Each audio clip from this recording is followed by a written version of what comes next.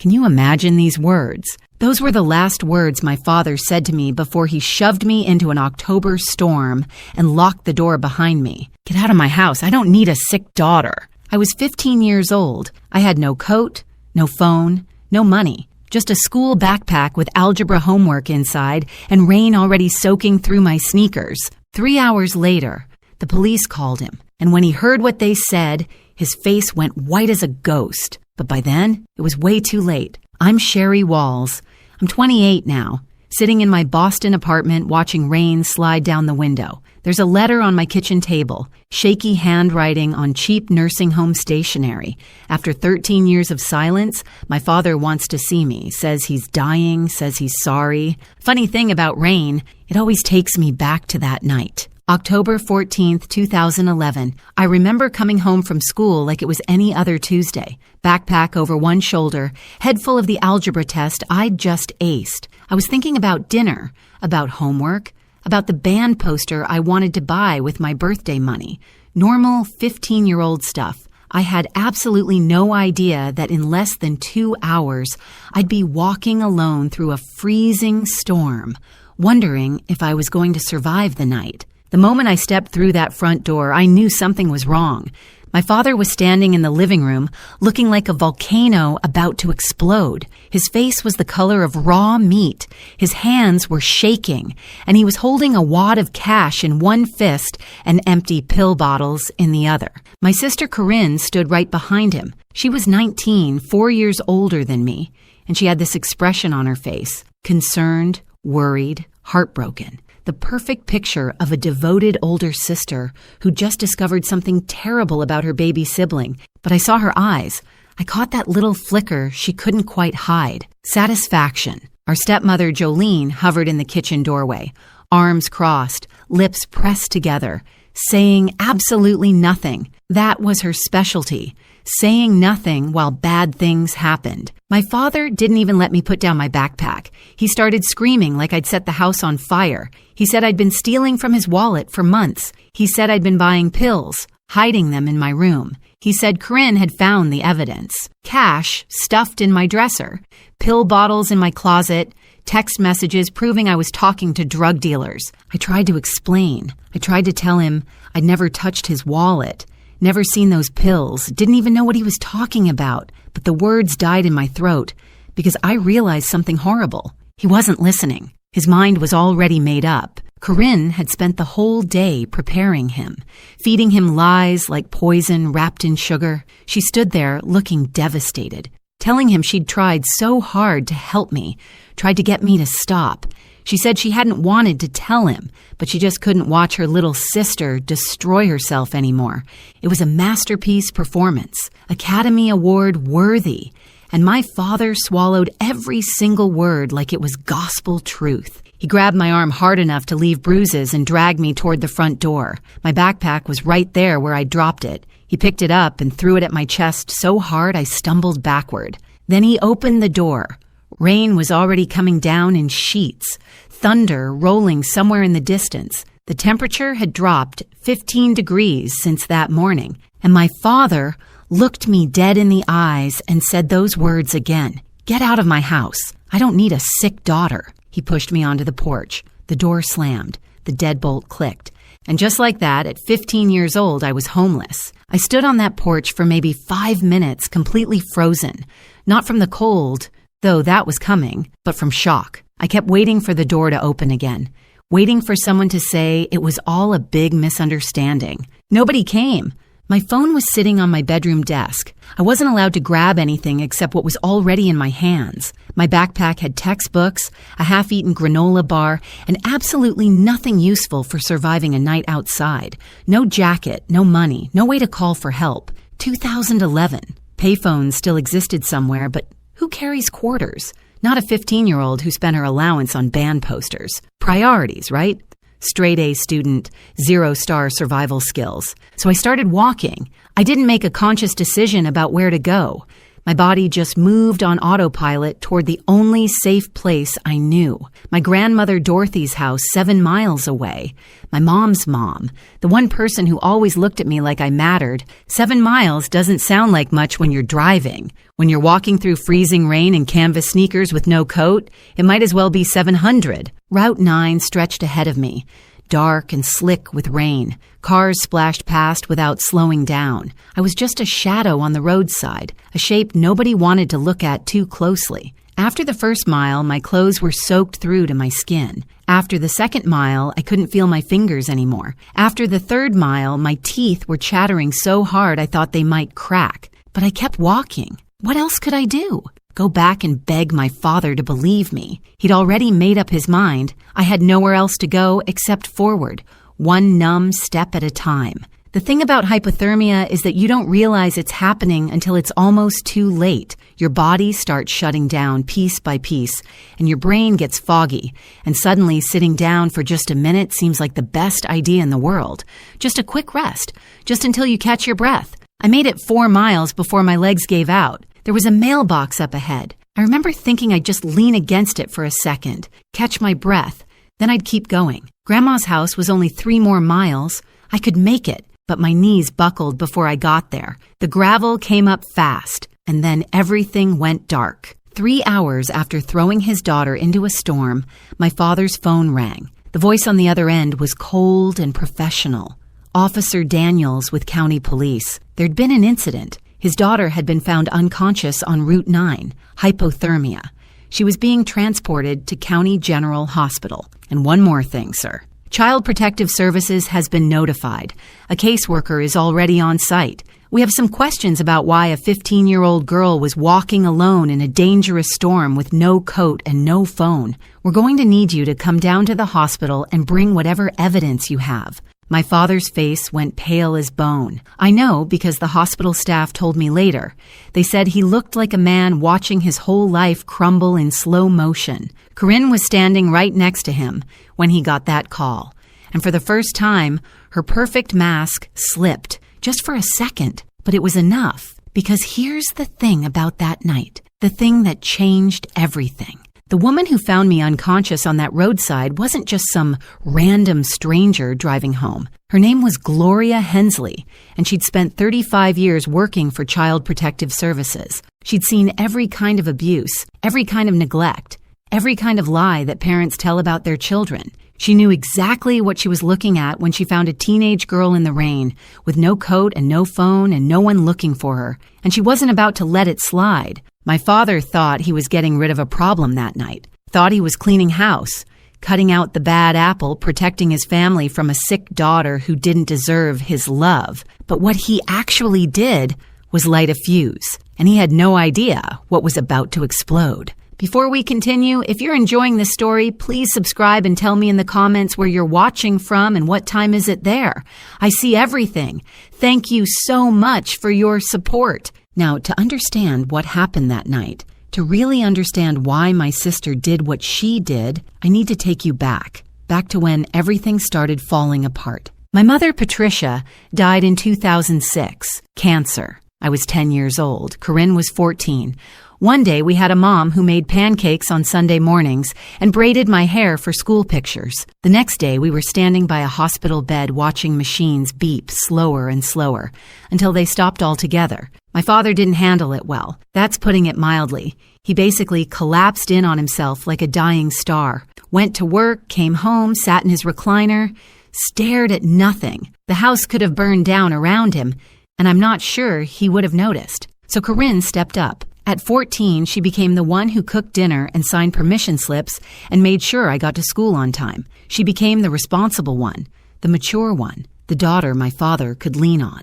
And he praised her for it constantly. What would I do without you, Corinne? You're so grown up, Corinne. You're the glue holding this family together, Corinne. I don't think he ever once asked how she was handling our mother's death. He just expected her to handle everything else instead. My father had 2 blind spots in life, his oldest daughter and his beloved recliner. Both were worn out, falling apart at the seams, and desperately needed to be replaced, but he couldn't see it. Men and their recliners, I swear.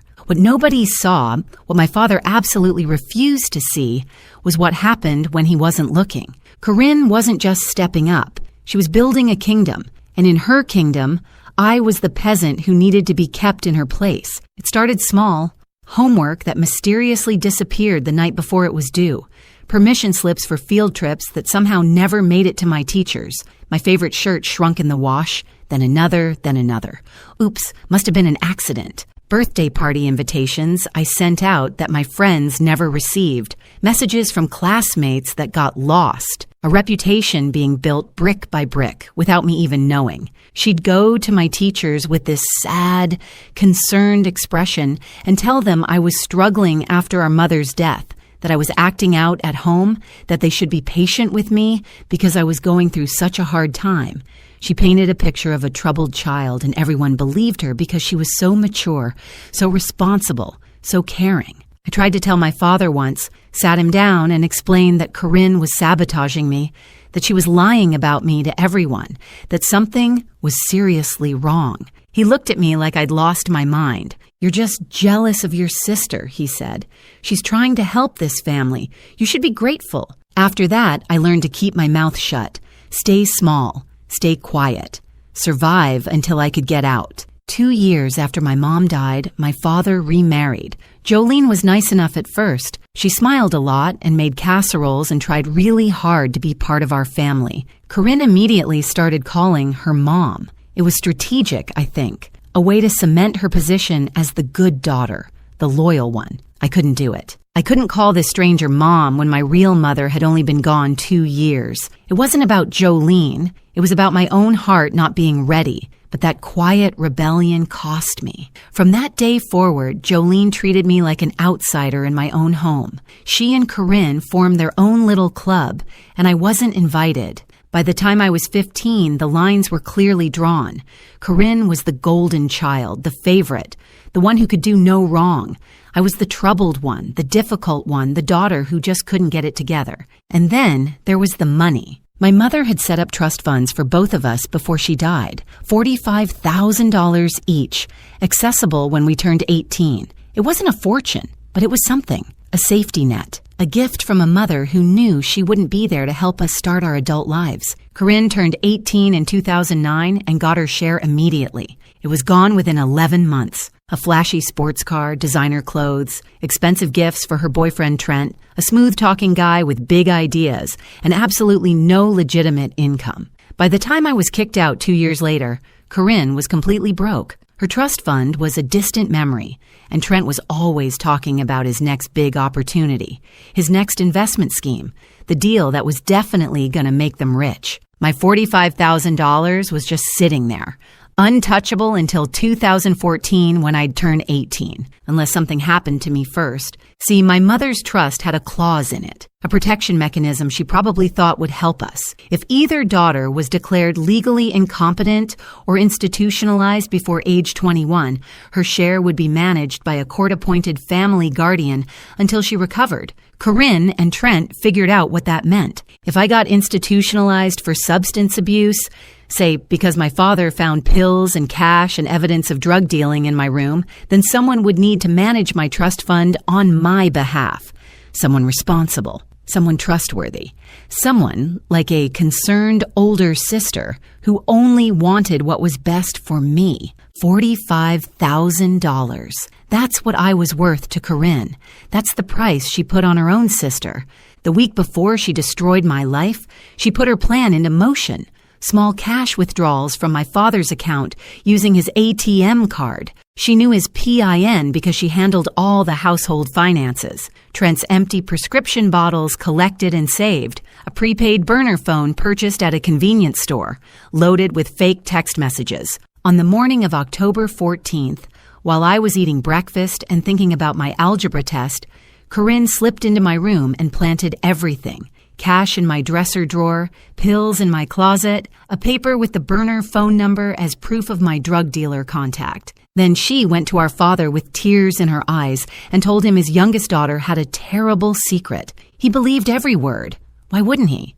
Corinne had spent 9 years being the perfect daughter, the responsible one, the one who never lied. and I had spent 9 years being painted as the troubled one before I even knew the portrait existed. By the time I walked through that front door after school, my trial was already over. The verdict was guilty, and the sentence was exile. That's how I ended up on Route 9 in October rain, walking toward my grandmother's house like it was the only light left in the world. But Corinne had made one mistake, one tiny error in her perfect plan. She didn't account for Gloria Hensley. I don't remember much about collapsing, just the gravel biting into my palms, and then nothing, like someone switched off a television in the middle of a show. What I remember is waking up, fluorescent lights, the smell of antiseptic and industrial floor cleaner, a scratchy hospital blanket tucked around me like I was something fragile, something worth protecting. I hadn't felt that way in years, and there was a woman sitting beside my bed, silver hair pulled back in a neat bun, reading glasses perched on her nose, a paperback novel closed in her lap. She looked like someone's grandmother, the kind who baked cookies and always had tissues in her purse, but her eyes were sharp, observant, cataloging everything they saw. Her name was Gloria Hensley. She was 67 years old, retired after 35 years with Child Protective Services. She'd seen every kind of abuse, every kind of neglect, every kind of cruelty that adults could inflict on children. And on a cold October night, driving home from her book club meeting, her headlights had caught something by the roadside. A teenage girl, unconscious, soaking wet, alone. Gloria pulled over so fast her tires screamed against the pavement. She had an emergency blanket in her trunk, old habits from her CPS days, and she wrapped me up like a burrito while she called 911. She stayed with me until the ambulance arrived. She followed the ambulance to the hospital, and when I woke up 4 hours later, she was still there. That woman might have saved my life, not just because she found me before the hypothermia finished what the storm started, but because she was exactly the right person at exactly the right moment. She handed me a cup of coffee when I opened my eyes. Hospital cafeteria coffee, the kind that tastes like regret brewed at 200 degrees. "This is terrible," she said, "but it's warm." I laughed. Actually laughed, for the first time in hours, maybe days. She smiled back, this knowing, gentle smile that said she understood more than I realized. "There she is," she said. "Now, why don't you tell me why a 15-year-old was walking alone on Route 9 in a storm with no coat and no phone?" So I told her everything. The accusations, the planted evidence, the years of Corinne's manipulation. I told her things I'd never told anyone because no one had ever actually listened. Gloria just sat there, nodding occasionally, never interrupting, never doubting. When I finished, she was quiet for a long moment. Then she said, "I believe you, and I'm going to help you prove it." Those 7 words changed my life. While I was unconscious, things had been happening. The hospital contacted police because a minor had been found in a dangerous situation. Police tried to reach my next of kin. That meant calling my father. I would have loved to see his face when Officer Daniels delivered the news. Apparently, it went something like this. "Mr. Walls, your 15-year-old daughter was found unconscious on Route 9. She says you expelled her from your home this evening during a storm. Hypothermia. She's at County General. We need you to come in. And sir, Child Protective Services has been notified. A caseworker is already on site. Bring whatever evidence you have." My father and Corinne arrived at the hospital around 10:15 that night. I was awake by then, sitting up in my hospital bed with Gloria beside me. Also in the room, a CPS caseworker named Maria Santos and a uniformed police officer. Not exactly the welcome committee my father was expecting. He looked shaken, not guilty, not yet. Just annoyed and confused, like this was all a big inconvenience. Corinne was right behind him, and for the first time in my life, I saw her look nervous. The smirk she'd been wearing when I left wasn't anywhere to be found. They expected to find a scared, apologetic girl ready to confess her sins and beg to come home. Instead, they found a room full of professionals asking very pointed questions about why a child was wandering alone in dangerous weather with no means of communication or protection. The power dynamic had shifted, and Corinne felt it. She tried to run her usual script. Concerned older sister, troubled younger sibling. We just want what's best for her. But Maria Santos wasn't buying it. 30 years of social work had given her a finely tuned radar for deception, and Corinne was setting off every alarm. Then my grandmother arrived. Dorothy Reeves was 67 years old, 5 feet 2 inches of pure determination, and she was absolutely not in the mood for nonsense. My mother was her only daughter, and I was her only grandchild, and she had never trusted my father or his new family. She lived 40 minutes from the hospital. She made it in 25. I heard her before I saw her, that distinctive click of sensible heels coming down the hallway at a pace that meant business. She swept into my room like a small, silver-haired hurricane and immediately positioned herself between me and my father. "That's my granddaughter," she announced to everyone present. "What has this fool done now?" My father tried to explain, tried to justify, started talking about the stealing, the pills, the evidence. Dorothy listened for about 30 seconds before holding up one hand. "Raymond," she said, "I've known you for 15 years, and you've never been the sharpest tool in the shed. But this might be your dumbest moment yet. You threw a child into a storm based on what? Pills that appeared out of nowhere? Cash that magically materialized? Did you even ask her side of the story?" He opened his mouth, closed it, opened it again. Dorothy nodded. "That's what I thought." Here's the thing about my grandmother. She didn't just love me, she fought for me. That night, while I sat exhausted and hypothermic in a hospital bed, Dorothy Reeves went to war. She demanded an emergency custody hearing. Right there, right then. It was nearly midnight, but she didn't care. She called a family court judge who owed her a favor. Apparently, Dorothy had been on the PTA with his wife for 15 years and got him on the phone. The hospital social worker presented the facts. A minor child expelled into dangerous weather conditions. No investigation conducted before expulsion. No attempt to verify accusations. Child found unconscious with early-stage hypothermia. Father's evidence unexamined by any professional. By 12:30 in the morning, I had a new home. Emergency temporary guardianship was granted to Dorothy Reeves effective immediately. My father was ordered to have no contact with me until a full investigation was completed. CPS would be interviewing everyone. Me, Corinne, my father, Jolene, and they would be taking a very close look at that so-called evidence. As we walked out of the hospital, my father tried one more time. He reached toward me, started to say something. Dorothy stepped between us without breaking stride. "You don't get to touch her," she said. "You don't get to talk to her. You had your chance to be her father, and you threw it away. Literally threw it into a storm. Now we're leaving." She guided me out to her old Buick, the one she'd been driving since before I was born, helped me into the passenger seat, tucked another blanket around me even though the car heater was already blasting. I looked at her with tears streaming down my face. "Grandma, I don't even have clean clothes. I don't have anything." She patted my hand, her eyes fierce and gentle at the same time. "Honey, you have me, and I have a Target card. Tomorrow we shop. Tonight you eat soup and sleep in a bed where nobody is going to throw you out. Ever." That was the first night of my new life. Grandma Dorothy's house had 3 rules. Breakfast at 8, homework before TV, and absolutely no nonsense before her second cup of coffee. It wasn't fancy, and it wasn't big, but it was warm and safe and full of love. For the first time in years, I felt like I could breathe. But the story wasn't over. Not even close. 2 weeks later, the CPS investigator called my grandmother. "Mrs. Reeves," Maria Santos said, "you might want to sit down. We've been examining the evidence Mr. Walls provided. The timeline doesn't add up, and we found some security footage that tells a very different story. Corinne's perfect plan was about to fall apart, and she had no idea what was coming. The investigation changed everything. Maria Santos wasn't just a caseworker checking boxes. She was a detective in a cardigan, and she didn't just look at evidence, she traced it. Every receipt, every timestamp, every thread. And the more she pulled, the more Corinne's perfect story unraveled. It started with the cash. $800 had been found in my dresser drawer. My father said it proved I'd been stealing from him for months.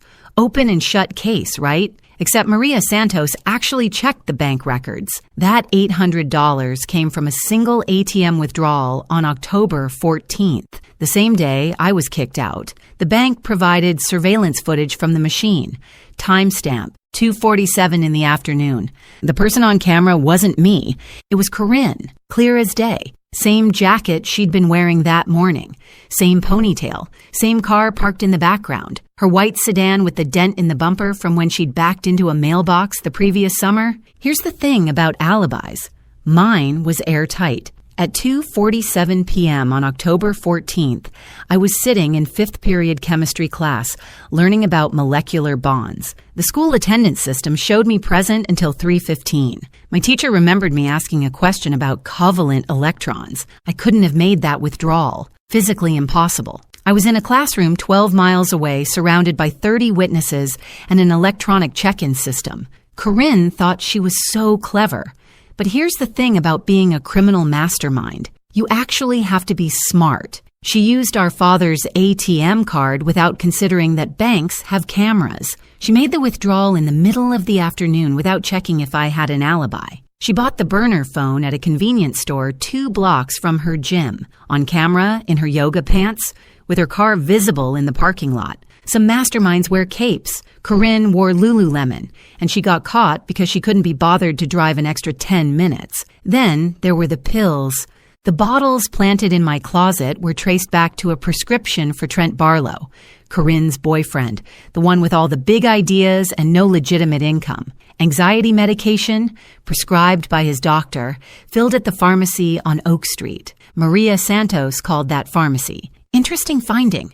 Trent had reported those pills stolen, filed a police report and everything, claiming someone broke into his car and took them. Very concerned citizen behavior. Except he filed that report on October 17th, 3 days after I was kicked out. If those pills were already stolen and hidden in my room on October 14th, why did Trent wait 3 days to report the theft? The answer was obvious, because they weren't stolen. Corinne gave them to him to plant. And then he reported them missing afterward to cover their tracks and get a refill. The delayed theft report was like a flashing neon sign that said, "We planned this. If this story is hitting close to home, I hope you'll stick around, because what happens next is worth every second. Drop a like if you're rooting for me. It means the world." But the real smoking gun was the burner phone.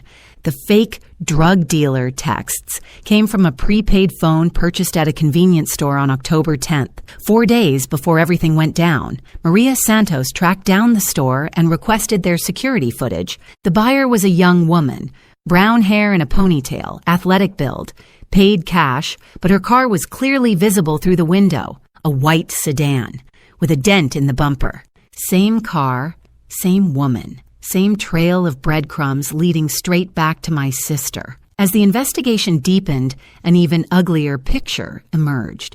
Maria Santos started digging into our family's finances, specifically checks written on my father's account over the past 2 years. What she found made the $800 look like pocket change. Someone had been forging checks in my father's name for nearly 2 years. Small amounts at first, 50 here, 100 there, but they added up. The signatures were close, but not quite right. The money went to accounts connected to Trent Barlow and his various business ventures. Total amount stolen, just under $18,000. Corinne hadn't just framed me. She'd been robbing our father blind for years, and she needed me gone before anyone noticed. My grandmother, Dorothy, wasn't about to let this slide.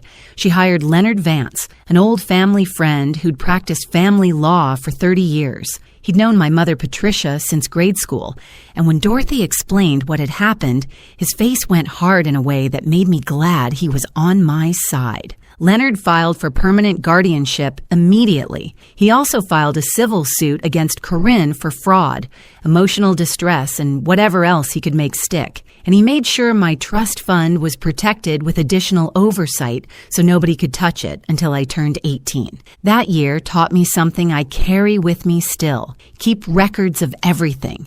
Every receipt, every message, every promise someone makes. Write it down. My grandmother kept a folder for every important document in her life. Bills, letters, tax returns, warranties.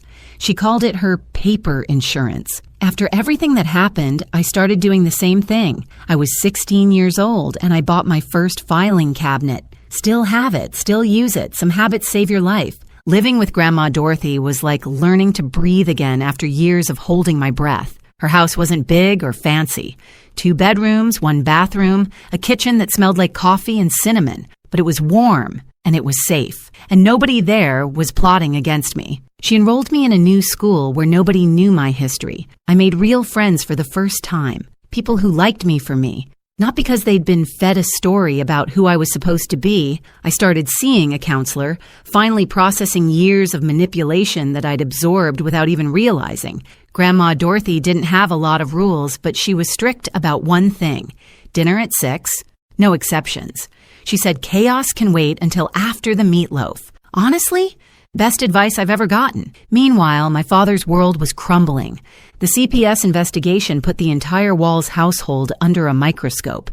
Raymond was questioned multiple times, each session leaving him more exhausted and confused. How had he missed so much? How had he been so blind? Jolene started sleeping in the guest room. Conversations between them became clipped, tense, loaded with accusations neither of them wanted to say out loud, and Corinne was furious. Not sorry, and never sorry. Just angry that her plan had fallen apart. She blamed everyone but herself. The CPS investigator was biased. The bank footage was misleading. Trent's prescription records were a misunderstanding. The golden child's crown was slipping, and she couldn't stand it. Leonard Vance spent months building an airtight case. Bank records, surveillance footage, pharmacy documents, phone purchase receipts. He collected witness statements from Gloria Hensley, from my teachers, from neighbors who'd noticed Corinne's car coming and going at odd hours. Even some of Corinne's former friends came forward. Turns out she'd burned a lot of bridges over the years, and people were happy to share stories about her lies, her manipulation, her casual cruelty. The court date was set for March 2012. But 1 month before the hearing, something unexpected happened. Trent Barlow got arrested in Nevada. Federal marshals picked him up for running the same investment scam in 3 different states. Over $400,000 stolen from victims who trusted him with their savings. He was facing serious federal charges, possibly 15 years in prison. His lawyer made a phone call the next day. Trent was ready to cooperate, ready to make a deal, ready to tell the truth about everything, including his girlfriend, Corinne, and what she'd done to her little sister. The walls were closing in, and Corinne had nowhere left to run. Trent Barlow was many things. A con artist, a liar, a man who'd built his entire life on other people's trust and money. But he wasn't loyal. The moment federal prosecutors offered him a reduced sentence in exchange for cooperation, he sang like a canary with a record deal. His written statement was 12 pages long. He confirmed everything. The plan to frame me had been Corinne's idea from the beginning. She'd been stealing from our father for nearly 2 years,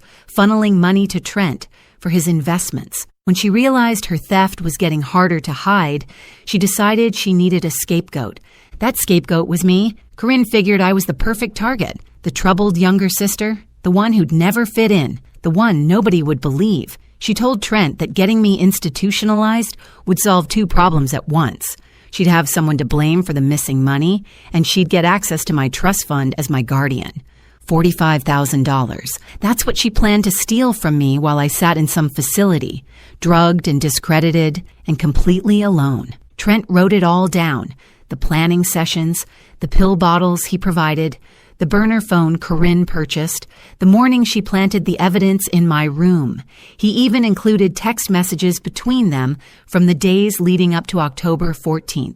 Messages that proved this wasn't impulsive. It was calculated, premeditated, cold. His final line stayed with me. Corinne said her sister was a nobody who wouldn't fight back. She was wrong. March 2012. Family court. I'd been living with Grandma Dorothy for 5 months by then. I'd gained weight, the good kind, the kind that comes from regular meals and actual sleep. I'd made honor roll at my new school. I'd started to remember what it felt like to be a normal teenager.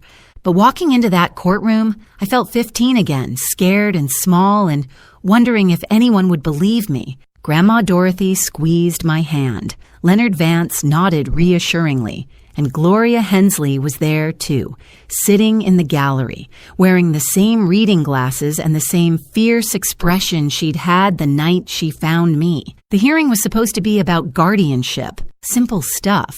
making Dorothy's temporary custody permanent, establishing support obligations, that kind of thing. But it turned into something much bigger. The district attorney had gotten involved. With Trent's confession and the mountain of evidence Maria Santos had compiled, this wasn't just a family court matter anymore. There were criminal charges on the table. Corinne sat on the other side of the courtroom with a public defender she'd met an hour before. She looked smaller than I remembered, paler. The confident golden child who'd controlled our household for a decade now looked like exactly what she was, a scared young woman whose lies had finally caught up with her. Our father sat alone in the gallery. Jolene had refused to come. He looked like he'd aged 10 years in 5 months. The evidence was presented systematically, professionally, devastatingly. A TM footage showing Corinne making the withdrawal at 2:47 p.m. My school attendance records proving I was in chemistry class at that exact time. Pharmacy records showing Trent's conveniently delayed theft report. Security footage from the convenience store showing Corinne buying the burner phone. 2 years of forged checks totaling $18,000. And Trent's confession. Read into the record word by word. When it was Corinne's turn to take the stand, she tried to maintain her story, tried to look confused and innocent and deeply concerned about her troubled sister. The prosecutor wasn't having it. "Ms. Walls," she said, showing the ATM photograph, "is this you at First National Bank on October 14th at 2:47 p.m.? Corinne swallowed. She looked at the image of herself, clear as daylight. I was getting money for groceries. Groceries. The prosecutor nodded slowly. $800 in cash for groceries. And you didn't mention this withdrawal to your father when you accused your sister of stealing that exact amount later that same day? Silence. And the location of this ATM. It's 12 miles from your sister's school, a school where attendance records show she was present until 3:15 p.m. Can you explain how she could have made this withdrawal while sitting in chemistry class? More silence. Corinne's public defender objected, but there was nothing to object to. The evidence was the evidence. Facts didn't care about her feelings. Then they called Jolene. My stepmother looked like she wanted to be anywhere else on earth. She'd spent years staying quiet, staying neutral, not getting involved. But this was a courtroom, and she was under oath, and suddenly staying quiet wasn't an option anymore. The prosecutor asked her about the morning of October 14th. Did she see anything unusual? Jolene's voice was barely above a whisper. Corinne went into Sherry's room that morning around 7 a.m. She said she was borrowing a hair tie. Did she come out with a hair tie? No. She came out empty-handed. And did you notice anything else in the days before the incident? Jolene closed her eyes. She looked like she was bracing for impact. 2 days before, I overheard Corinne on the phone with Trent. She said, "Everything is in place." And then she laughed. The courtroom went absolutely still. When they called our father to testify, I almost felt sorry for him. Almost. He had to explain why he expelled his 15-year-old daughter into a storm without investigating the accusations against her. Had to admit he never checked the bank records himself. Never questioned why Corinne suddenly discovered this evidence. Never asked for my side of the story. His voice cracked when he said, I trusted her. She's my firstborn. She was always the responsible one. I thought he couldn't finish. Judge Patricia Morrison had been on the bench for 30 years. She'd seen ugly custody battles, bitter divorces, families torn apart by lies and money and pride. But I think even she was disturbed by what she'd heard. Her words cut through the courtroom like a blade. Mr. Walls, trust is not an excuse for negligence. You expelled a minor child into dangerous weather conditions based on unverified accusations. You made no attempt to investigate. You chose one daughter over another without evidence, without reason, without basic parental judgment. That is not parenting. That is abandonment. My father sat there, gray-faced, as she continued. Your older daughter engaged in a calculated, premeditated scheme to destroy her sister's life. She stole from you, lied to you, and manipulated you into participating in her cruelty. And you let her, because it was easier to believe the daughter who made you feel good than to actually parent the daughter who needed you. Corinne's sentence came down hard. Fraud, theft, filing false statements to law enforcement, child endangerment. Her public defender negotiated a plea deal to avoid a full trial, 2 years suspended sentence, meaning she wouldn't go to prison unless she violated probation. 5 years of supervised probation, 200 hours of community service, full restitution of all stolen funds, the $18,000 from our father, and the $800 she'd planted to frame me. The court also issued a permanent restraining order. Corinne was not allowed to contact me directly or indirectly for any reason. If she came within 500 feet of me, she'd go straight to jail. And here's the part that would follow her forever. Felony conviction, permanently on her record. No more jobs in finance, no positions involving money or trust, no working with children or vulnerable adults. The golden child had a scarlet letter now, and it wasn't coming off. My father lost guardianship rights permanently. He was ordered to pay for my therapy and educational expenses until I turned 21. He was also ordered to establish a college fund from the restitution money. The community found out everything. Small towns talk. Within weeks, everyone knew what Raymond Walls had done to his younger daughter. Friends stopped calling. Neighbors looked away. His church group suddenly had scheduling conflicts whenever he tried to attend. Jolene filed for divorce 6 weeks later. She'd been complicit in my suffering, and she knew it, and she couldn't stand to be reminded of it every time she looked at her husband. The judge turned to me at the end. "Miss Walls," she said, "you've shown remarkable resilience in the face of extraordinary cruelty. The court grants full permanent custody to your grandmother, Dorothy Reeves. Your trust fund will remain protected until you reach 18, and I sincerely hope you have a better future than your past." I wanted to say something clever, something memorable. I wanted to say, "Your Honor, you should see me parallel park. That's the real test of character. But some jokes are just for yourself." And that moment was too big for humor. Instead, I just said thank you. As we walked out of the courthouse, my father tried one last time to approach me. "Sweetheart," he started, "I'm so—" Grandma Dorothy stepped between us without breaking stride. Her voice was ice. "You don't get to call her that anymore. You lost that right when you threw her into a storm." We kept walking. I didn't look back. The sun was shining that day. March, in our part of the country, can go either way. But that afternoon was warm and bright and full of promise. I had a grandmother who loved me, a lawyer who'd fought for me, a caseworker and a retired CPS supervisor who'd believed me when no one else would, and I had a future, finally. But some stories don't end with the courtroom. Some stories have one more chapter. 13 years later, a letter arrived.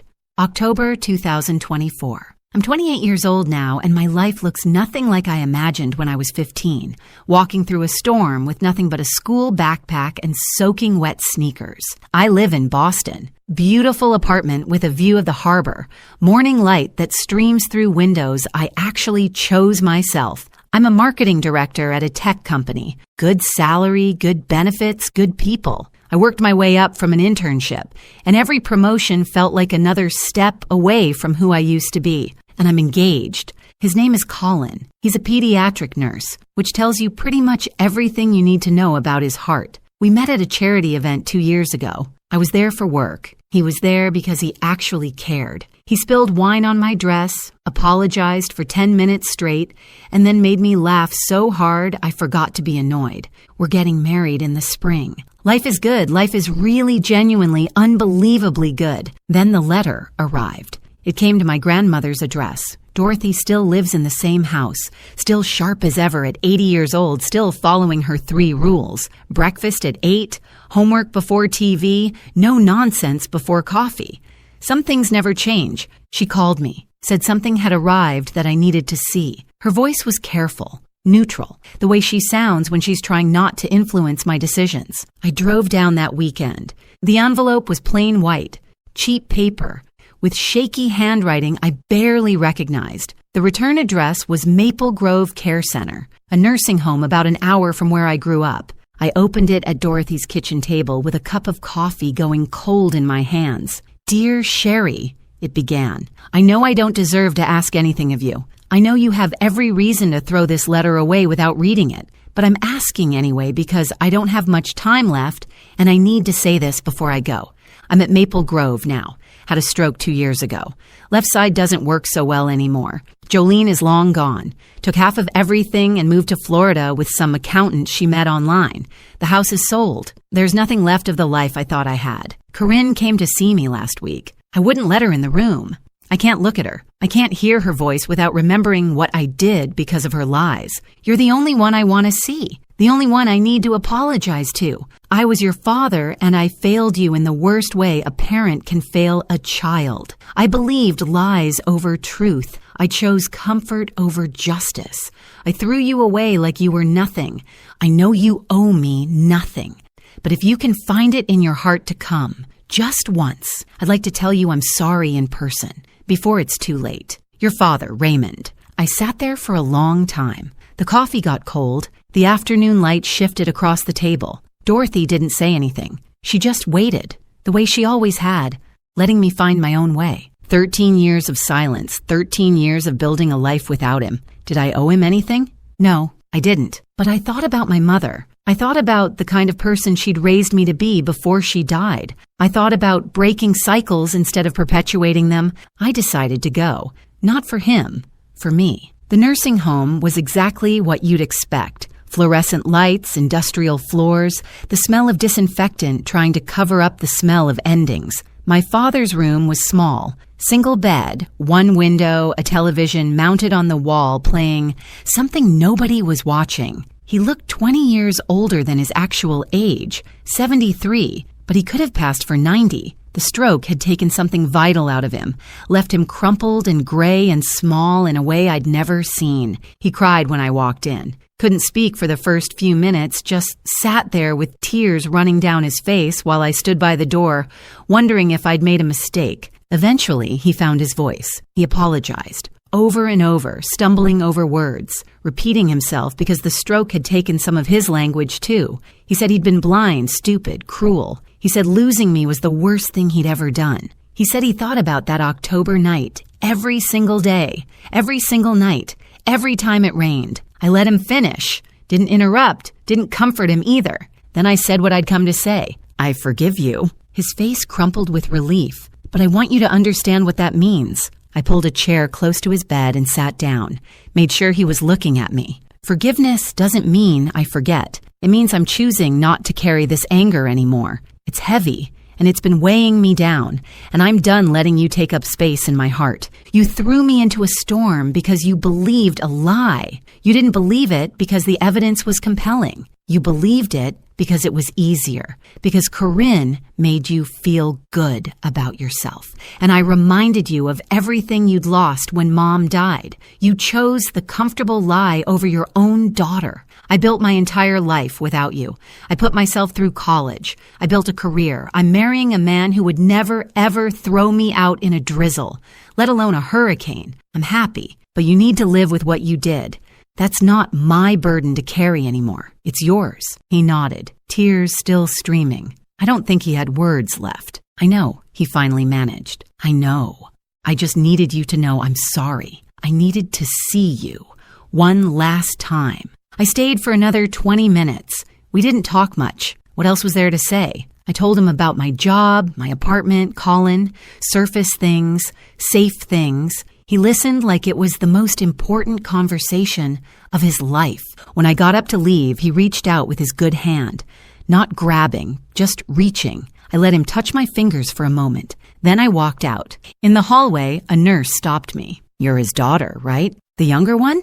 I nodded. She glanced back toward his room, then at me. Your sister came by last week. He refused to see her, told us to send her away. I stood very still. He wouldn't see her? The nurse shook her head, said he could only stomach apologizing to one daughter, and it wasn't her. He got pretty upset about it, actually. Said he couldn't look at her face anymore without seeing what she'd done. I didn't know what to say to that. After all these years of being the rejected one, the throwaway daughter, the one who wasn't good enough, my father had finally rejected Corinne, the golden child, the favorite, the one he'd believed without question. Too late to matter, too late to heal anything, but still, something shifted in my chest. Not forgiveness, exactly. I'd already given that. Something more like completion, like the last page of a very long book, finally turning. I walked out of that nursing home into October sunshine. Same month, different weather, different life. 13 years ago, October meant rain and betrayal and hypothermia. Now October means falling leaves and pumpkin spice everything. Yes, I'm basic. I don't care. And the anniversary of when my real life began. Some storms don't destroy you. They redirect you. That October night 13 years ago, I lost a house, but I found my home. I lost a father who didn't deserve me, and I found a grandmother who did. I lost a sister who never loved me, and I found myself. Colin was waiting when I got back to Boston. Takeout containers on the counter, bad movie queued up on the TV, that patient look he gets when he knows I need processing time. "How'd it go?" he asked. I dropped my keys on the table and leaned into him. "I think I'm finally done," I said. "I think I can let it go now." He wrapped his arms around me and didn't ask any more questions. That's the thing about Colin. He knows when to push and when to just be there. It's one of about 1,000 reasons I'm marrying him. Next spring, we're having the wedding at my grandmother's house. Small ceremony, close friends, good food. Dorothy's already planning the menu. Meatloaf is definitely on the list. And somewhere out there, Corinne is working night shifts and wondering where her life went wrong. My father is in a nursing home, alone with his regrets. Jolene is in Florida, pretending none of us ever existed. But me? I'm in Boston, building something beautiful. I've got a career I earned, a partner who loves me, a grandmother who'll probably outlive us all through sheer stubbornness. And yes, I finally got that band poster properly framed, the one I bought with my allowance the week before everything fell apart. I found the same one online a few years ago, paid way too much for it, hung it in my office where I can see it every day. Some things are worth waiting for. Thanks so much for watching. More of my most gripping stories are already on your screen. Click one now and don't miss the best part. You will love it. See you in the next story.